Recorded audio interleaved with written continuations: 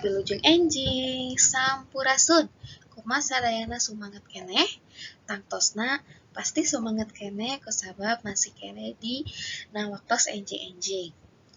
Kelas 3 ayeuna atos lebet kana bab 2 nyaeta pengalaman nu narek hate atau pengalaman yang memikat hati. Di bab ini kalian akan mempelajari mengenai teks karangan tentang pengalaman. Teks karangan pengalaman ini dapat kalian temukan di dalam buku Waraka Bahasa Sunda di halaman 12. Mem akan membantu membacakan teks yang berjudul Sapedah Nu Kapicangcang. Mem mulainya. Sapedah nu kapicangcang.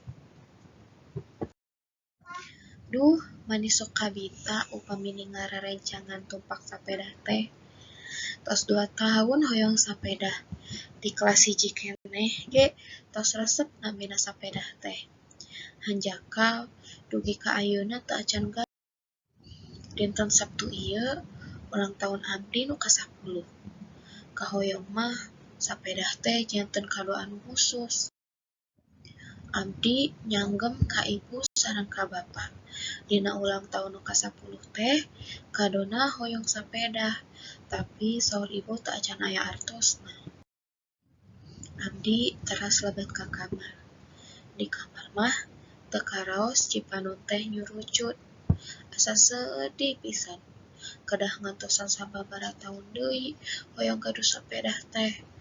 Ayeuna abdi tos kelas 3 SD. Tapi kumaha da abdi ge hawatos ka bapa. Enjingna dinten Sabtu, dinten ieu ulang tahun tea. Enjing keneh ibu, bapa sareng tehna tos ngawilujengkeun ulang tahun. Hate abdi bagja, tapi sedih hoyong sapedah. Wangsul ti sakola, abdi mukakeun panto. Naha bet sepi, teu aya nu ngawaler. Abdi muka panto kamar. Kejutan! Aya nu pating gorowok. Abdi reuwas pisan.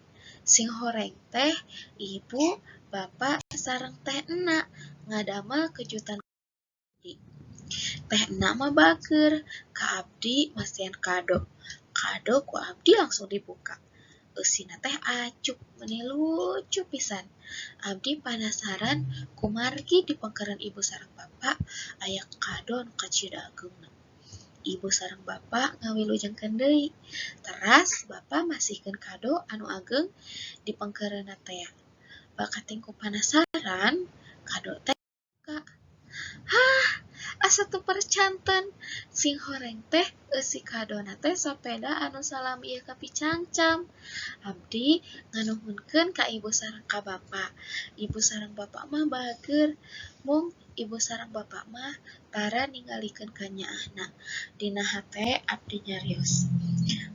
Nuhun Gusti, nuhun ibu, bapa, hapunten sagala kalepatan abdi. Mugi dina yuswa anu ka-10 abdi janten putra anu soleh. Amin. Nah, itu tadi contoh bacaan dari teks karangan pengalaman yang berjudul Sapedah Anu Kapicangcam. Kapicangcam artinya yang sangat diinginkan. Berarti arti dari teks ini adalah sepeda yang sangat diinginkan. Nah, anak-anak, dalam karangan pengalaman umumnya menjelaskan atau menceritakan pengalaman yang sangat mengesankan yang pernah dialami oleh setiap orang. Nah, maka dari itu pengalamannya dituangkan dalam bentuk teks, tentunya berbahasa Sunda. Maka dari itu, Anda boleh melanjutkan membaca teks Sapedah Nu Kapicangcang di halaman 12.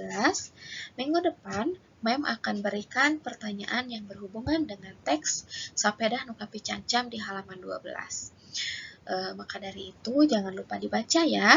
Hatur nuhun atos nyakseni video ayeuna. Sumangetnya, sampurasun, wilujeng enjing.